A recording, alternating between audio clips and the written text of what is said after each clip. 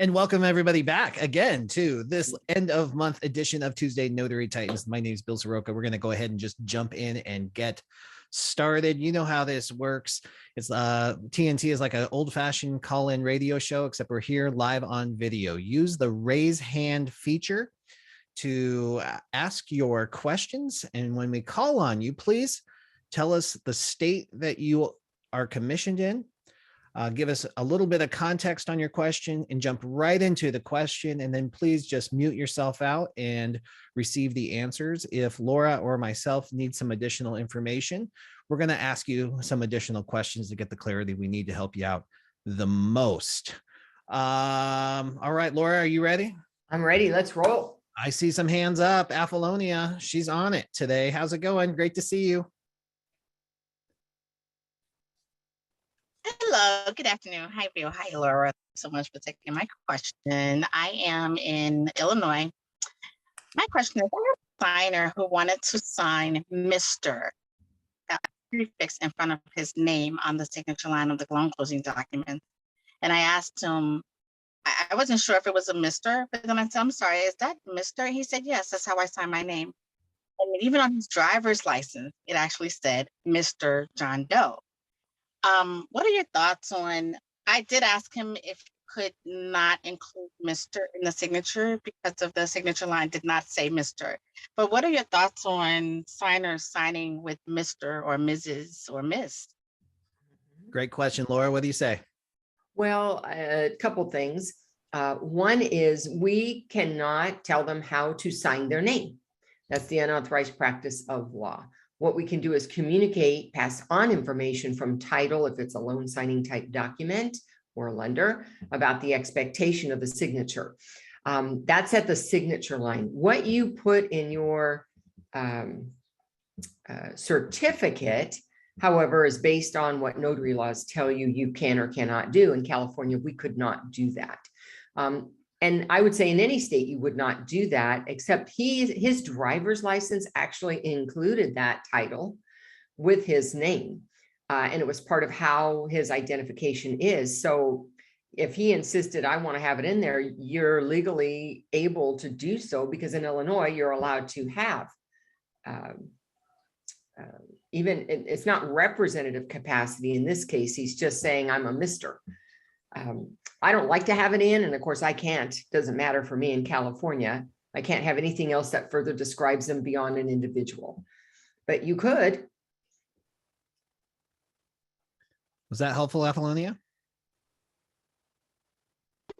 Yes, thank you so much. Thank you. Yeah. And I'm only saying it because it was on the license. That's a pretty rare thing. If it's not on the license, don't be doing it. Apollonia, did you have a clarity comment there or question? No, it makes sense. He opted to not include the Mr.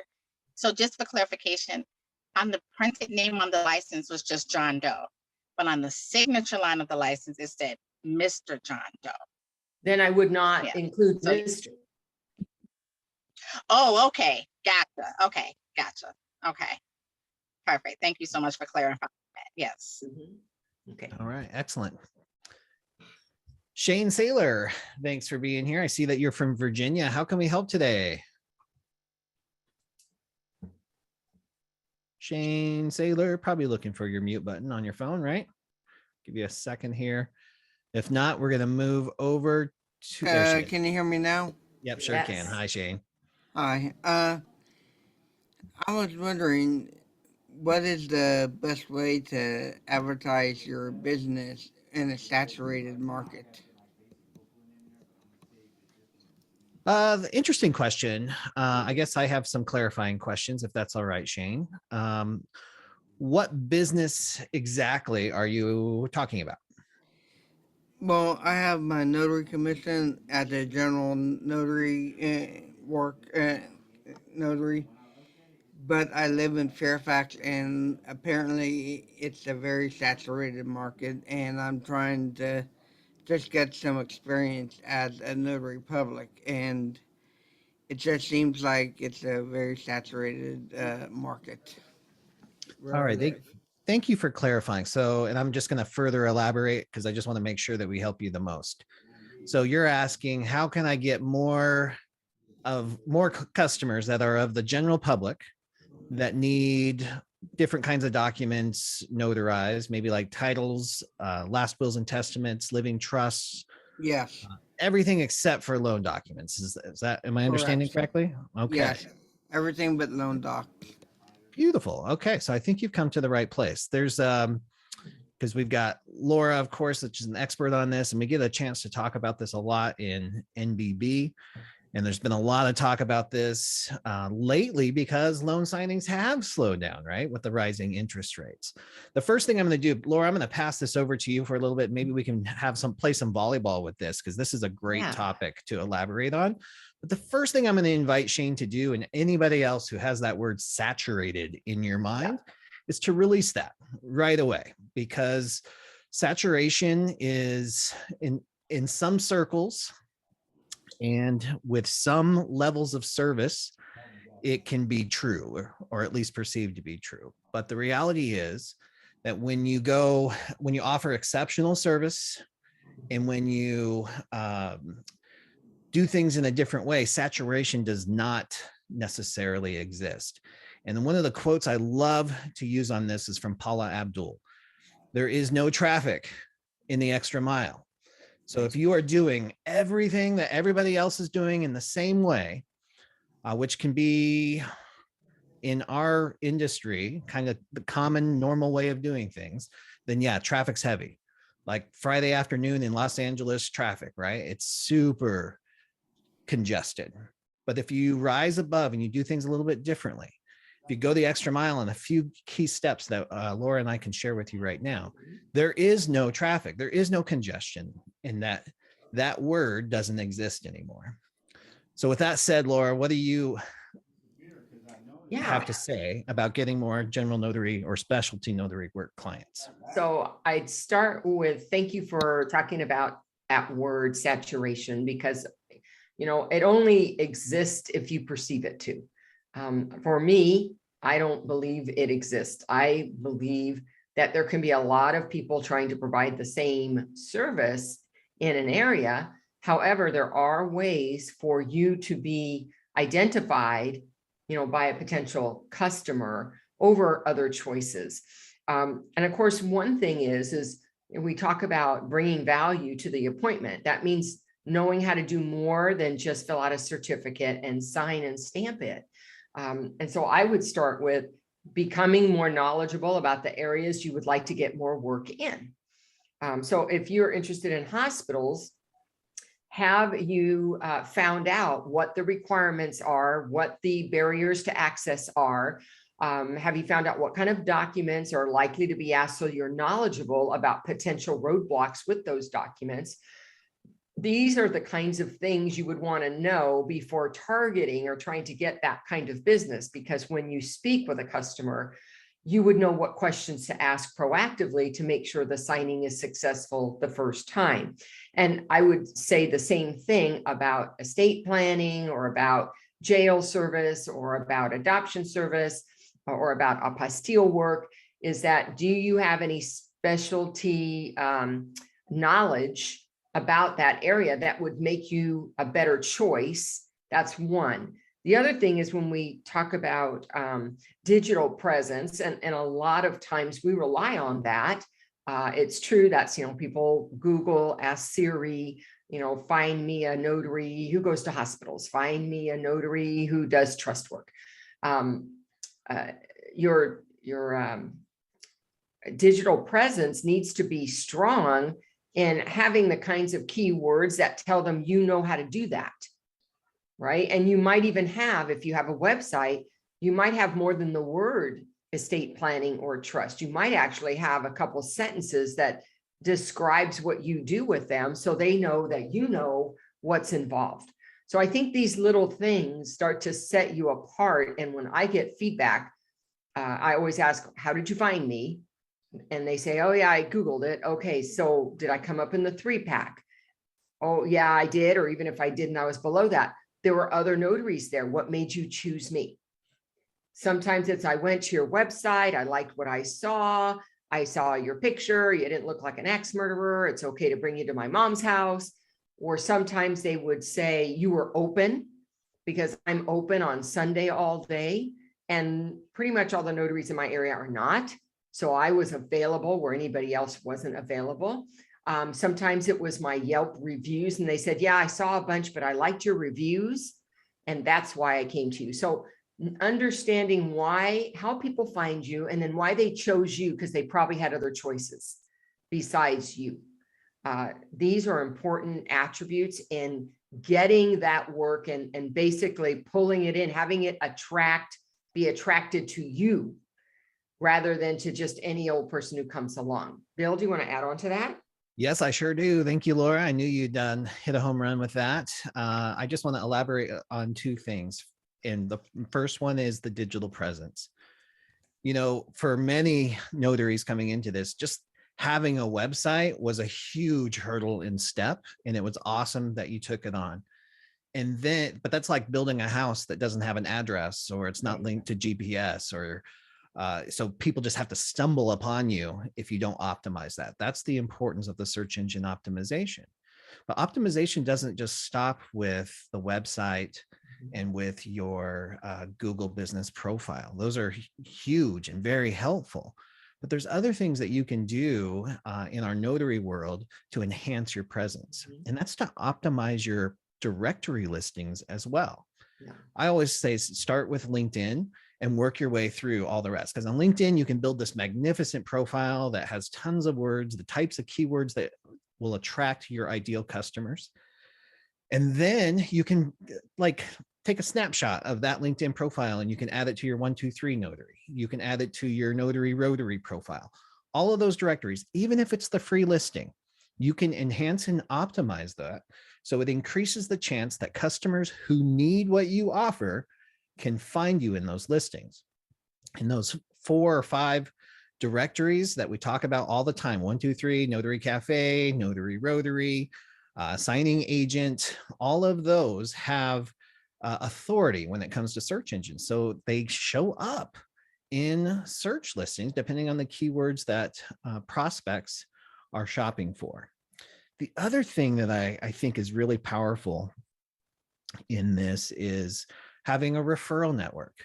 And to tag on to what Laura said, if you're going to jump in and learn the ins and outs of a certain industry that uses notaries, like hospitals, jails, attorneys for estate planning attorneys, whatever it might be, whatever you choose for yourself, on top of that, start building a network of people who will refer that kind of business to you or have connections to that community. So it always boils down to 2 things. It's going to be people or technology that are going to drive customers to your business.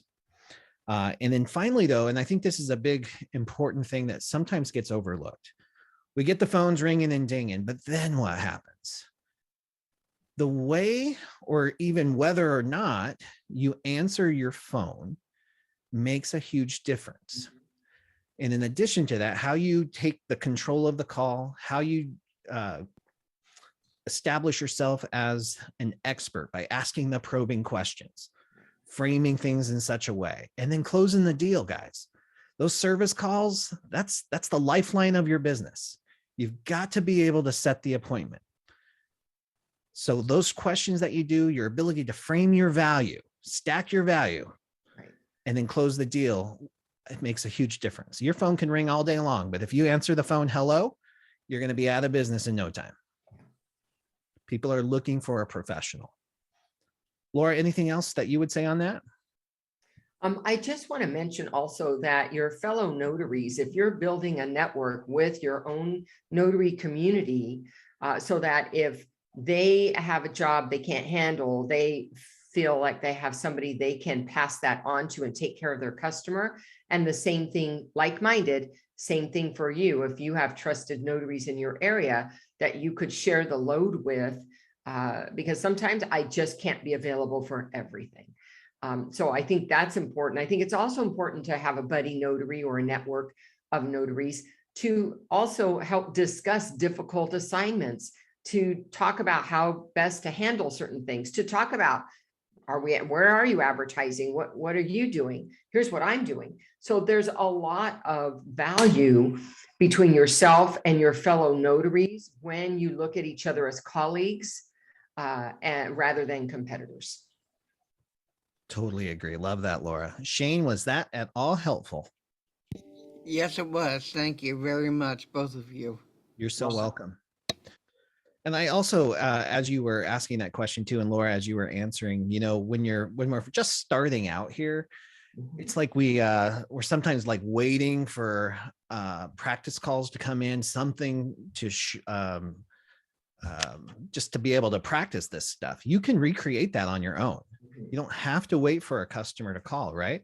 You can pretend to be a customer. What if I was a customer who needed an advanced directive, a healthcare directive? What would I do? Go through the process, download that document, check it out, see what they've gone through, and then check out your notarial block. What's going to be expected of you? Review your notarial statutes too, or your notary handbook, so you can evaluate, you know, the questions that you might encounter in those scenarios. You can I guess create a sandbox environment for yourself where you get to play in all these different modes until your phone does start ringing and you get that real life experience.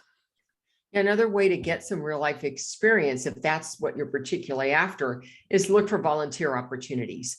And so I volunteered for 10 years with hospice, and I learned a lot about end of life requirements. I learned a lot about the kinds of documents that they need notarized.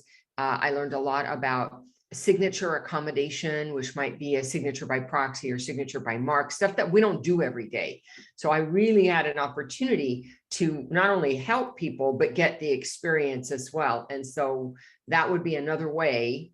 And of course, the hospice hired me as a notary for their business stuff, and I gave it away to their clients, their patients. Yeah, huge. All right, Shane, was that give you some ideas, or does that give you some ideas? Yes, it does. Thank you very much. You're so welcome. And thank you for asking that question, because that's super important right now. If you're going to build a business that's going to last, regardless of what housing interest rates are doing, we've got to be thinking broader and bigger. There is a place for us in this economy, no matter what is happening. We just have to expand our horizons a little bit and get the training and get ourselves out there, talk about our business with the people who are our ideal customer. And that's one thing that's super important, guys. Who is your ideal customer? Who do you want to work with? Get super specific, because with clarity comes customers. Right. That's going to get your phone ringing and dinging. All right. Terry Young, thank you for being here. How can we help? Good afternoon. I'm in Colorado. I'm curious if anybody else is having problems with UPS. They canceled my account because I'm not paying for shipping. And I called and tried to explain to them, somebody else, the title company, the signing service, is paying for the air bill. And then I'm ordering and using the envelopes and the shipping material. And they said, no, you're not paying for it. We're not going to keep your account open. Wow. I have not heard that. Yeah, I haven't either. Got this worked through and getting my products for free. Christy in Montana says she was able to get it worked out. So Christy, I wonder if you could maybe make the pathway for Terry, so maybe he knows who to contact or what verbiage to use in order to help get that through. Kathy says she has the same problem with FedEx. That's strange. They must have somebody who's really bored and just goes through and audits their accounts there. So in the chat, if you would, Christy, just connect with Terry, and maybe you can find a solution that way, Terry. I wish I could help you. Thank you. All right, thank you. And I just want to add, Terry, that I don't always remember to order supplies before I'm too low. And I have relationships with the shipping centers, who are the depots. And I go in there and say, can I have 3 or 4 of those, please? Can I have 4 or 5 of this, of that, the other thing? until I can get some more. And they've always been happy to share what they have because they have hundreds and hundreds of them. Yeah, they probably get them for free, right? Well, of course they do. Yeah, it's so strange because I have never had a problem. I never had an account either with UPS or FedEx, and I never had a problem getting supplies. They were always so willing to give those. But I know each city can be a little different. Yeah. All right, Terry, thank you. Joanna, thanks for being here. Hi, thanks. My question is really basic, and it's really just to build my confidence since I'm a relatively new notary. So I have a client who had lived in New York State for a long time. I'm based in California. Recently, she moved here and her husband passed away. So I'm helping her with a lot of various documents that need to go back to New York State to help her move her, husband's estate stuff around. So I just want to clarify, for example, there's an affidavit of domicile that I'm going to do later today for her. And there's a series of documents, but because it's out of state, I still feel like I want to attach an actual California affidavit or a California certificate. What's your recommendation on that? I know it's a pretty basic question, but I'm not comfortable signing just the New York one. So first of all, an affidavit of domicile, it depends on if that's a jurat. If it's a jurat, the law is you got to replace it every time in California. If it is an acknowledgement, then that's when you have the opportunity to use the New York wording instead, because it's going to go back and be filed in New York. Thanks for the reminder. I do remember that now. So, okay. So I'll look at the document tonight. I think it is going to be a jurat. So in those cases, then I'll always use the California form. That's right. Okay. Thanks for your help. You're welcome. Thanks for being here. Great question. Robin Harvey, thank you for being here. Hi. Oh, hi. What state are you in? I'm in California. All right. Mine's like basic also. Since the rates are going up, and I'm doing mainly through the signing companies, and I find out that they are really offering very low fees, like $60, and I never seen that low since I've been in the field with the signing companies. Is there a reason for that, or they just feel they could do that now because it's everything so high? It's just a question. Yeah, Robin, I don't know. It would be pure speculation right now because I don't run their businesses, but I can tell you that there are some companies who have chosen to compete on price in their business model. It's what I call the Walmart system for it. So they just cut price. And it's not necessarily just the signing company. They're probably their client is an escrow company who's probably done the same thing to try to attract lender business, because lenders hold them to the fire. They're like, look, here's everything we want. If you want our business, you have to give us all this plus a mobile notary, and it all has to be included in your escrow fee. And we're not going to pay $1 over $300 for your escrow fee. So when they get into that game, it trickles down to us. That could be one of the things that happens, right? It could also be that somebody who runs that company just says, look, I get paid $150, I pay the notary $60, and that's just the way it is. They don't owe an explanation for it at all. So we really don't know. What we do control is our own decisions and our own business. So we get to make those business decisions all the time. And I know there's a case made on Facebook every day about low fees and whether or not we should take them. And I invite you all to ignore all of that. The weight of this industry and the fees that we all get paid does not rest on your shoulders. You get to make the business decision that's right for you, because look, when the phones were ringing off the hook, it was really easy to demand $150 to $200 for signings. Now it's slow, and you might be thinking, holy crap, I got to put food on the table. I'm taking a $60 signing. That is your decision to make, nobody else's. And I don't think that you should post that on Facebook or brag about it or talk about it or ask their questions. Idle wheels do not pay the bills. So you got to do what's right for you in that moment. That's my opinion on it. Laura? Okay, I have one more question. I wrote in the chat to you, I need to get a hold of Nina Penny. I have someone in Kansas that wants to do a reverse mortgage. Fantastic. Yeah, I'll be happy to do that. I'll give, in fact, it's nhpenny at msn.com is her email address. And I'm typing it into the chat there for you as well.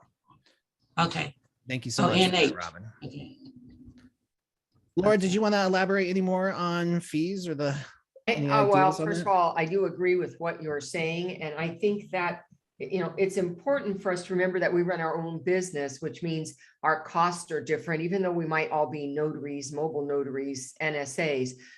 What it costs us to do business, depending on where we live, depending on what the tools are we invested in, depending on how big our territory is, where, sometimes you're in a rural area and you're driving 45 minutes minimum to get there. These are all things that impact what makes a signing appropriate or right for your business. And that's what I always judge. When I'm offered an assignment and they tell me what the price is going to be, I always look at what was the scope of work? What does it cost me to do that? Is that within what I think is appropriate for me? If it is, then I'll take it. And if it's not, then I don't. So each job has to be evaluated based on that. That's absolutely true. And here's the way I used to justify it, you guys, because there were times when I didn't do the things I knew I was supposed to be doing because the phones were ringing, right? So I didn't cultivate relationships. I didn't worry about SEO. I didn't worry about sending out cards all the time because I was busy. I was out working in my business instead of on my business. And then when those phones stopped, I was like, oh crap, I still have to pay some bills. So justifying those $60 or $75 signings, I just worked harder to get more of them. And I didn't like that, but I had to pay my bills, right? But the way I looked at it, 10 times 75 was still $750 a day. So if I could make that work, I can make my expenses work within that. And that's what I had to do sometimes when I didn't do the things I knew I should have been doing. And then I learned I didn't want to work that hard to make the same kind of money that I can make doing just 4 or 5 signings in a day. And those are lessons that we learn as we go through the cycles of this thing. Helpful, Robin? All right, wonderful.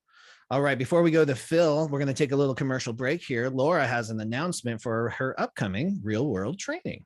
Hey, thank you, Bill. So I am going to where it's nice and warm. And for those of you who are not sure what state that is Arizona.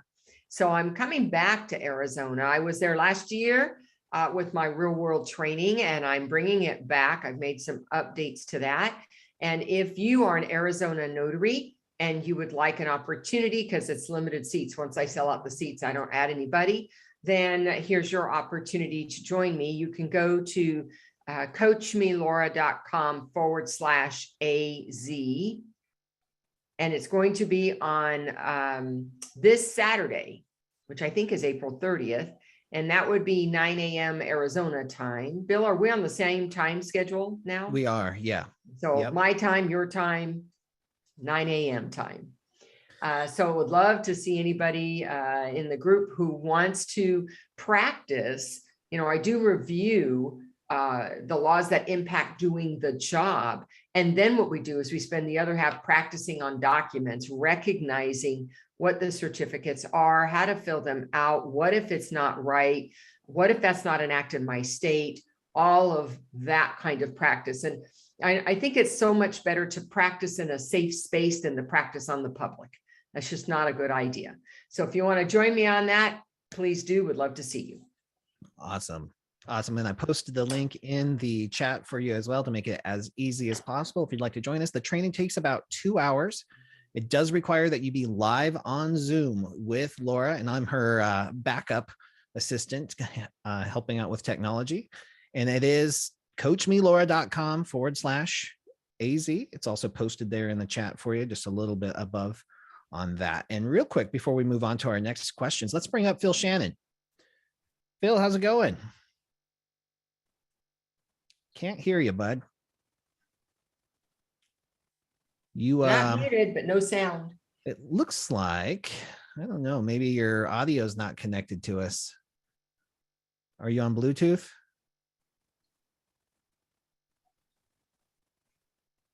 I'm not sure, but I'm going to make an announcement for you, Phil. Phil runs a Zoom call 5 minutes after this Tuesday Notary Titans call ends. It's usually about 1:05 Pacific time. And I am going to post the link. You don't have to register. You don't have to do anything. The Zoom link is at the bottom of notarycoach.com/TNT, just all the way down at the bottom. You can click that Zoom link and it'll go right in there. Phil, did I nail it? Yeah, it looked like it was kind of sort of. So if we get his audio, we'll bring him back up as well. Randy Ventures from Washington. Thank you so much for being here. How can we help? Randy. Hey, Bill. Sorry, I was trying to multitask. Had to switch to a different window. 2 questions. First one really quick. I got a really weird job offer today. It was $50 to drive to someone's house with a laptop so that they could do a remote online notarization. Yes. Have you ever heard of that?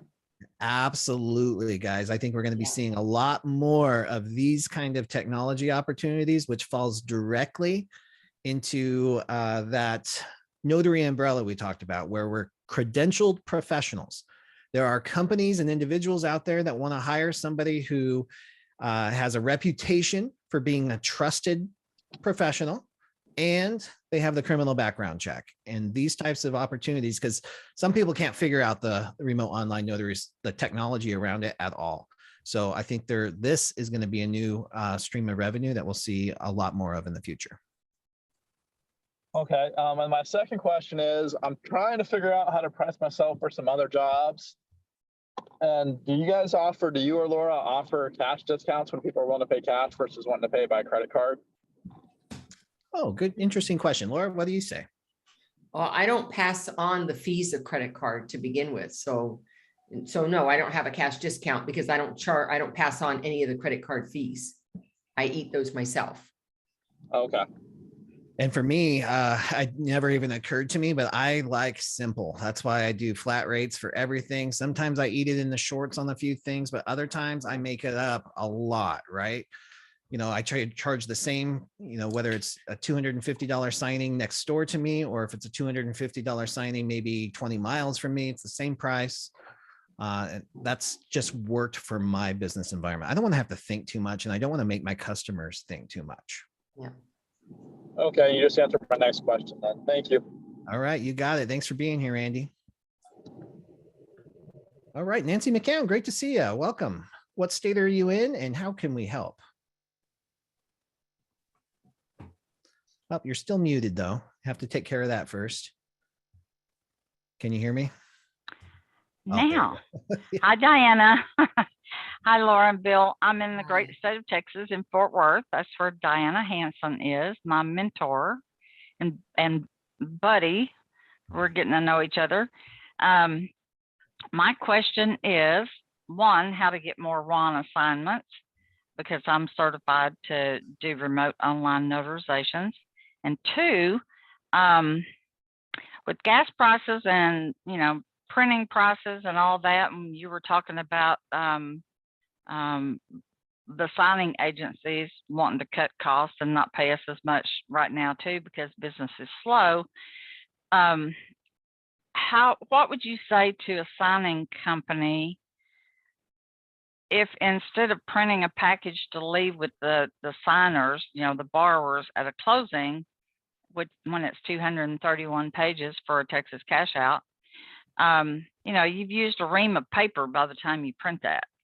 How would you approach a signing company with emailing the signers the scanned copies that you upload to the signing agency? All right, Nancy, got 2 interesting questions there. Let's start with your first one.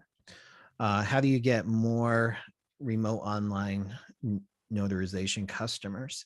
Well, the good news is this will follow a simple or a similar theme, because it's going to come down to people and technology, right? Referral sources that need remote online notarization, just like attorneys. Sometimes it's attorneys in different states that do not have Ron yet. Sometimes it's attorneys in your very own city that will appreciate this level of service. And the other huge one, of course, when you're dealing with online technology, is the technology piece, having your search engine optimization dialed in with words that customers are going to be using to find you. And here's what's interesting about notary business in general. Already 80% of people in the US have no idea what a notary does in the first place. They don't even know that the mobile component was real. And now you've probably got 95% that don't know that you can do remote online notarization. So you got to find the words that we're going to draw them in whenever they're doing their search, because they might type in virtual notary, they might type in online notary or something like that, that's going to help pull people in. And then you've got to have a call to action that makes it super clear and simple about what it is that you offer and how easy it can be for you to solve their problem. Okay, thank you. Well, Laura, do you have anything that you'd add to getting Ron customers? Well, I think you hit it right there in the end, which is use words that the public would know and search for, because they don't know what Ron is. So I would stay away from any. Stay at home and close your documents. Now, speaking of which, let's talk about this idea you have for suggesting or presenting the offer of emailing documents. There's a couple of challenges here.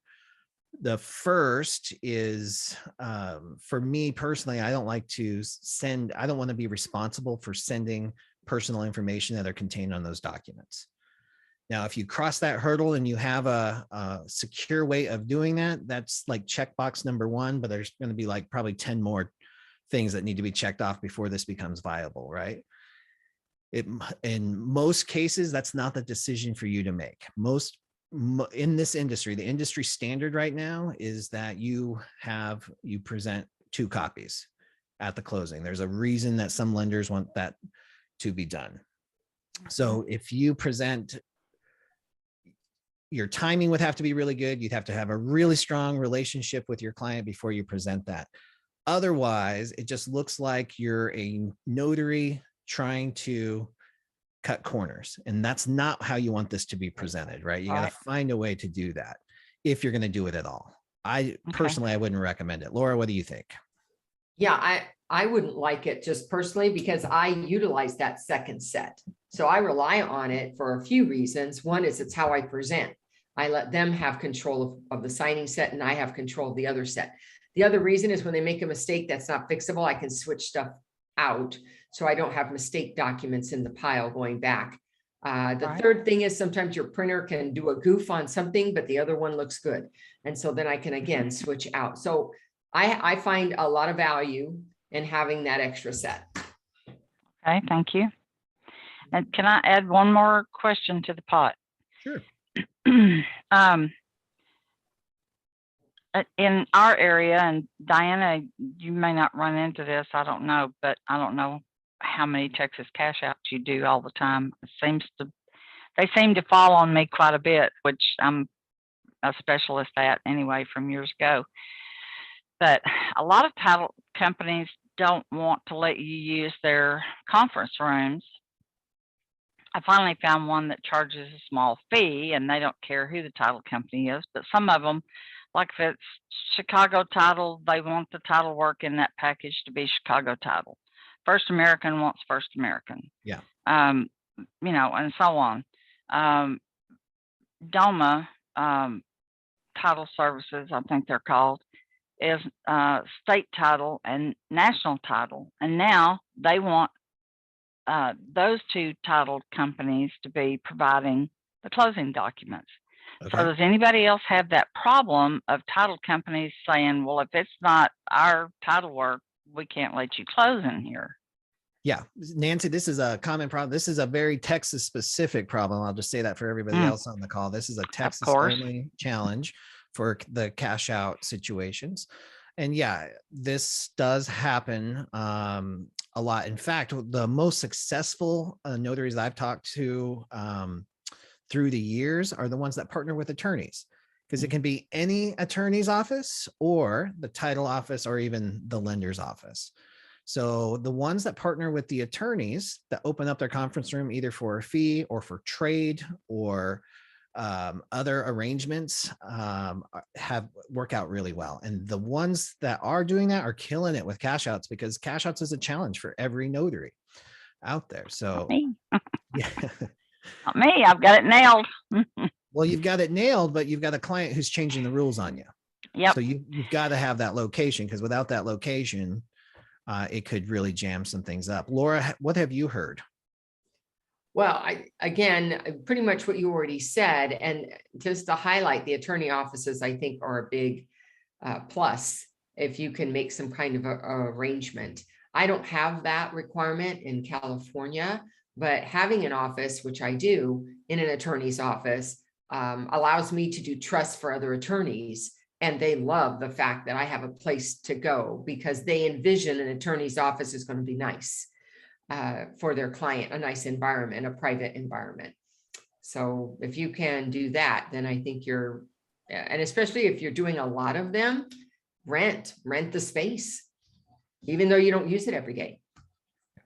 Okay. And I could even get with maybe a couple of other notaries that are having the same problem and see if they wanted to share the space. Yes, ma'am. All right. Diane Does is that help, correct. Nancy? So Sendera Title is, I'm not sure if they're nationwide or not, but they have about 6 different locations in North Texas, and they charge a small fee. But the one that I've used most often in Lake Worth, Diana, is has an attorney there. It's an attorney office, and so it's fairly easy to get in there if they're not using that space that at that time. So Right. I'll Thank probably you. be using them more and more. Beautiful. Well, thank you so much for sharing that with the title Yeah. company for those Texas notaries, and keep us posted on what happens with your attorney relationships. And I will reach out to some more attorneys. The one, when I first started doing more business, the attorneys that I reached out to, their office manager, whoever, notary, paralegal, said that they did not allow outside notaries to use their offices. So I'll just have to keep reaching out. Keep reaching out. Yeah, because I guarantee you they're out there. And here's what I highly recommend, guys. Like, just because they're called attorneys, don't elevate them too far on a pedestal away from you, right? Right. They are solopreneurs in a lot of ways too. They're coming right out of law school. They got $300,000 in college debt. They got to start making some money fast. And if you can be a part of the solution, meaning, can you rent office space that helps lower their monthly rent? Then they might be open to hearing you. Can you trade some of that for trust? Can you introduce them to your network? Because the fastest way to get in good graces with somebody is to help make their dreams come true. Introduce them to your network, help them get some business. There's all kinds of ways, and there's thousands upon thousands of new attorneys graduating every single year, guys. There is lots of opportunities for this. All right. Thank you, Nancy. Thank you both. Andy, great to see you. I know you're in California. Welcome. How can we help today? Hey, Bill, thank you so much. Quick question. So I have my neighbor who I've known for many years. He's a realtor. He sent me a text yesterday and he said, hey, I might have a closing for you, later this week or this weekend.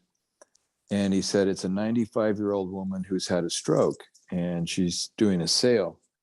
So again, I've known my neighbor for a long time. I don't suspect anything. I just want to be careful to make sure that if somebody has had a stroke, what kind of questions should I ask?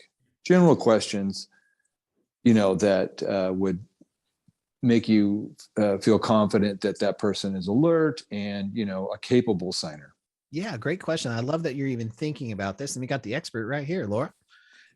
Yeah. So, when I deal with signers who may be compromised for whatever their reason is, I look for their ability to speak with me, whatever the discussion's about, but to speak to me directly with eye contact rather than having to look to somebody else first for the answers. I look for an absence of confusion. I ask some of the questions where they have to provide answers, not yes, no, not just yes or no. That they have to be able to maybe tell me, oh, and who is named in this document for whatever purpose. So I look for them to be able to interact with me spontaneously without having to look for assistance in that. And that communication doesn't always come verbally. They may have difficulty speaking, they may have to write, they may have to use another form of nonverbal communication. But in all cases, it needs to be directly with the notary without somebody else prompting them. Laura, do Okay, you ever good. ask questions like, do you know who the president is? Or what was your date of birth?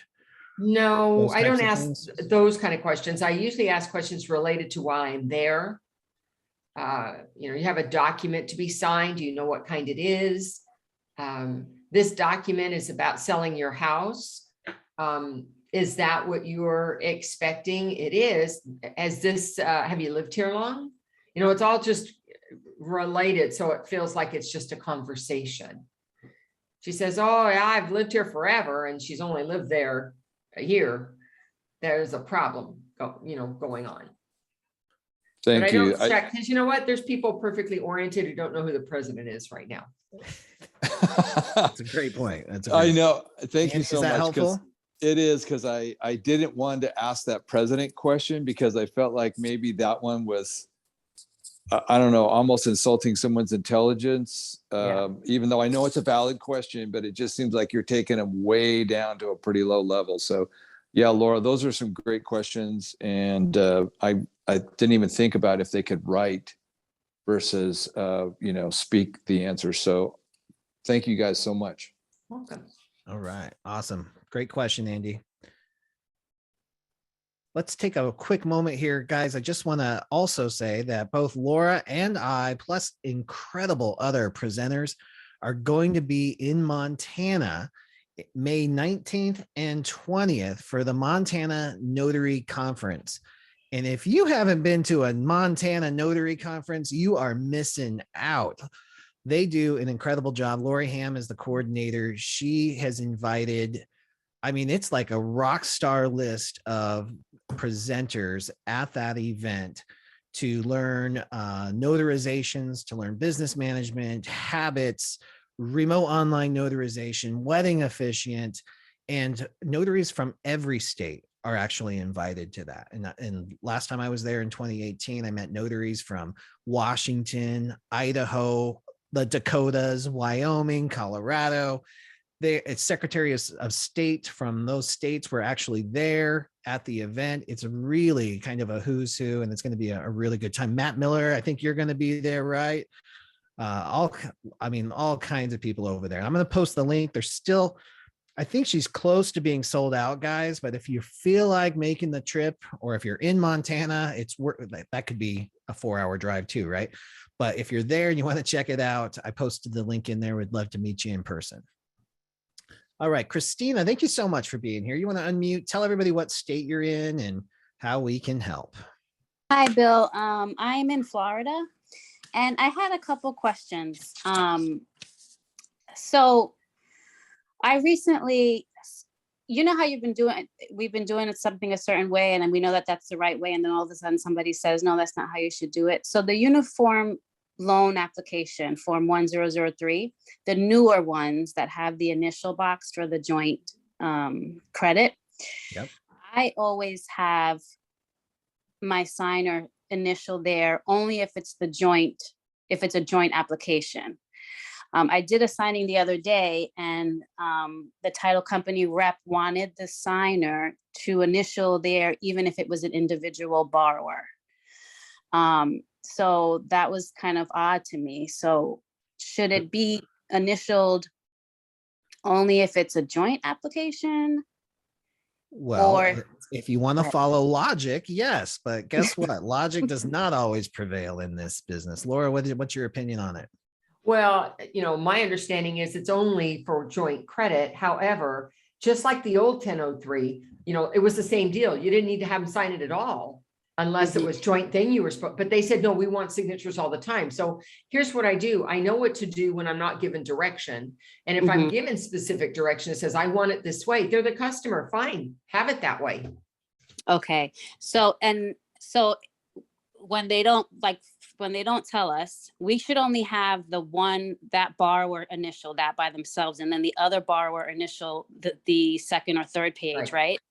Okay, perfect. That's how I've been doing it. And sign in the right spots. Yeah, so they don't both initial their initial spot. They do their own initial spot. Their own, their own sections. Okay, perfect. That's kind of the cool thing about that application. It's if you applied logic to it, it's a piece of cake. But I just had one the other day, and they insisted that both borrowers have to initial in that box. So if you do get the guidance, it's a non-notarized document, so you don't have to worry And then about it here's another one, the VA loan disbursement form. I only have the spouse sign if they're a borrowing spouse, and then they wanted even if it was a non-borrowing spouse to sign. What are your thoughts on that? Do you just have the borrowing spouse sign the spouse line? If I've got direction that they want the spouse to sign, and I would do that. In fact, I might even do it both ways, because I might think, this person might not know exactly what they want, right? They might just be speaking off the cuff. So I'll pull a copy from the borrower copies, and I'll have the borrower sign one, and then I'll have both spouses sign the other one. Yeah, that's what I do. Okay, even if you don't have direction? Yeah. Okay, so you do. If I don't have direction, and the non-borrowing spouse's information is nowhere on the form, on the note is specifically what I look for. If they're not on the note, I don't have them sign it, and that's never been a problem. Right, that's how I do it. And then one last question really quickly. I know that, so like for instance, in Florida, we can be a witness on a notarized document.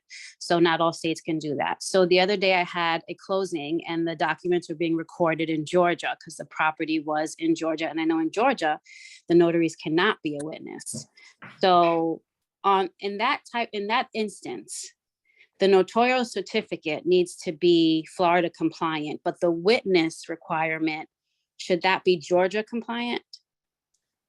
Yeah, I would think if you want to get it recorded, you better follow the Georgia recording. Yeah, I have somebody else be the witness. That's all. It's not a big deal. But yeah, I would get somebody else to do it. Okay, but now if the notarial certificate is not Florida compliant, that I can make Florida compliant, correct? Even though it's a Georgia property. Yeah, you need to add several things. Yes. To make it compliant. You guys have like 9 elements. Right. I just want to make sure that the witness requirement is per state, but the notarial certificate, is also per state. It's always the state that you did it in. But when it comes to the witnessing requirements for recordable documents, if they say no, it cannot be the same person, don't do it. Yeah. Well, they didn't say anything. Yeah, they didn't say anything. And then in fact, the borrower was like, well, I was told that you could be the witness. And I was like, well, this is going to Georgia, so I'd rather do it that way with 2 separate witnesses. Okay, I just want to make sure. Sorry. Okay, all right. Thank you so much. Yeah, great questions, Christina. All right, at the Needed Notary.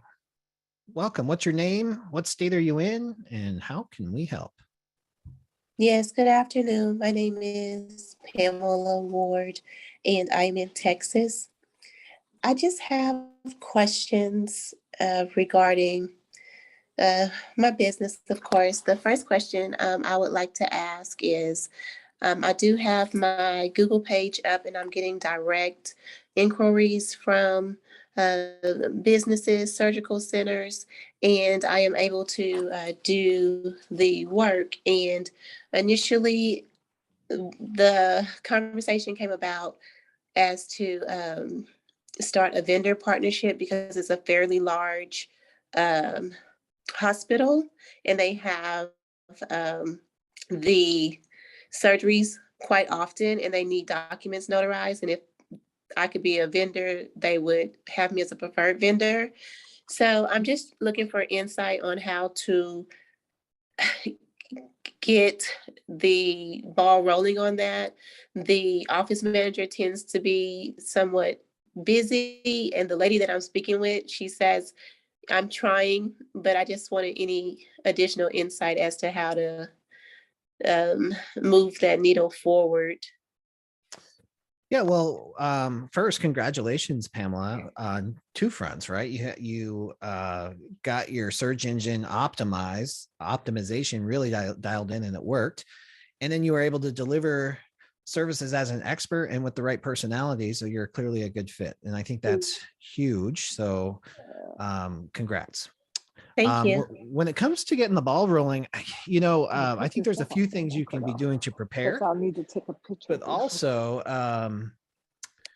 you're kind of reliant on them to know what exactly might be involved with being a vendor. So some things you might be thinking about is, does preferred vendor mean that you're going to be included in their vendor payment system? So does that mean they're going to need invoices from you and they're going to just pay you at a lump sum with it? Like, what are their payment terms? Is maybe your payment structure won't change at all, but if they're trying to be efficient with this, you might that might be something that plays into it. There also might be some insurance requirements. And then here, the other huge part of this whole thing is if it's a large hospital network, you can't be in 8 places at the same time. So you're probably going to need some help. So I would really start connecting with your peer network and figure out questions to help you vet the type of notaries that you want working in your team, and then figure out how you want that to look. Do you want that to be a referral fee? Do you want to operate as a signing company? Is that something you want to take on? Do you want to think about these types of things at all in the first place? Laura, do you have any other suggestions? Well, pretty much those are some of the things I had to consider. That happened to me with Kaiser in my city.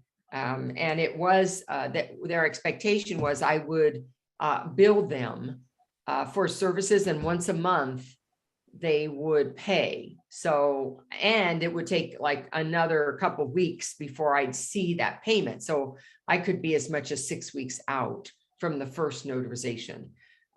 So that is something you want to consider. And I do have a network of notaries to help me take care of that when I'm not available. I only have a couple that I allow to go to Kaiser in particular, because I just can't be available for everything. So I think those 2 points in particular were important. I was not required to have any additional than I already had. Yes, and I think for myself, one of the selling points that they were really interested in is because I'm also a RON, and I told them if they have these ongoing that I can do them remotely, or if they like, I can come in.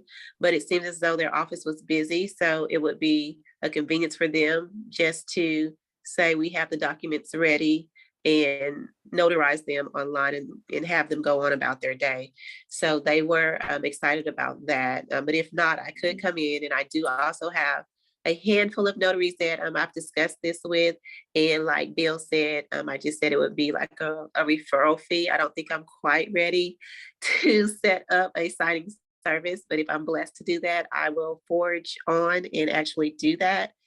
And segueing into the RON that I was just speaking of, again, another direct client call. It was a title company. They wanted me to do a seller's closing. And this I can say, I know that, and I'm generally good about asking my probing questions, but ultimately the title company asked for my fee, and I gave them my fee to execute.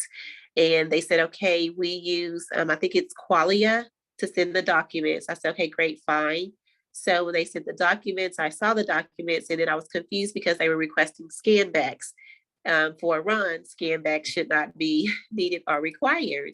And so I did call and ask them about that. And they stated that, oh, we were expecting you to have your own platform to provide the run service. Because I asked them, well, which platform would you like for me to use? Who do you utilize? And then they say, Pamela, I think we've lost you.